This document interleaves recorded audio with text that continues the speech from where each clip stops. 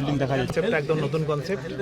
আমাদের যেগুলো আগে হেলথ সাব সেন্টার ছিল সেগুলো আরও ডেভেলপ আকারে হচ্ছে।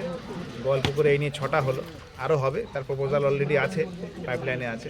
তো এখানে যে সেন্টারটা হলো এই সুস্বাস্থ্য কেন্দ্র খুব ভালো। এখানকার যে যারা গ্রামবাসী আছে তাদেরকে সাহায্য করতে পারবে, কারণ আমাদের যে বিপিএসসি আছে তার উপরে খুব প্রেশার হয়ে যাচ্ছিল। তো এটা হওয়াতে প্রেশারটা আরও কমবে। এখানকার কাছাকাছি যারা আছে তাদের ন্যূনতম যে সমস্ত শরীর সংক্রান্ত প্রবলেম থাকবে তারা এখানে দেখাতে পারবে। আর তাছাড়া এখান থেকে টেলিমেডিসিনটাও হবে। টেলিমেডিসিনের মাধ্যমে সেই সুযোগটাও নিতে পারবে। টেলিমেডিসিন এখানে যদি কোনো ওষুধ এখানে অ্যাভেলেবেল নেই, সেটাও তারা ফোনের মাধ্যমে এখান থেকে তারা ব্যবস্থা করে দিতে পারবে, যোগাযোগ করতে পারবে কোথায় পাওয়া যেতে পারে এবং বা কী ধরনের ওষুধ তারা ইউজ করবে, তারা এখান থেকেই তার তথ্য সমস্ত টেলিমেডিসিনের মাধ্যমে জানতে পারবে।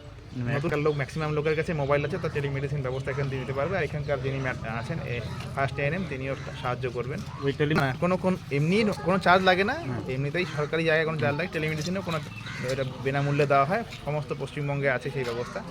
আর আরও আমরা কিছু হেলথ সেন্টারের প্রপোজাল নিয়েছি, যেগুলো কিছু কিছু জমি সংক্রান্ত প্রবলেম আছে। তো লাস্ট বিএলটিএফ মিটিং হয়েছে লাস্ট উইকে, যেখানে আমাদের সহকারী সভাধিপতি সাহেবও ছিলেন। সেটা আমরা ম্যানেজ করে নিচ্ছি। তো আগামীতে জানুয়ারি মাসে বেশ কয়েকটা জমি আরও ক্লিয়ারেন্স পেয়ে গেলে আমরা আরও কয়েকটা হেলথ সাব সেন্টার করতে পারবো।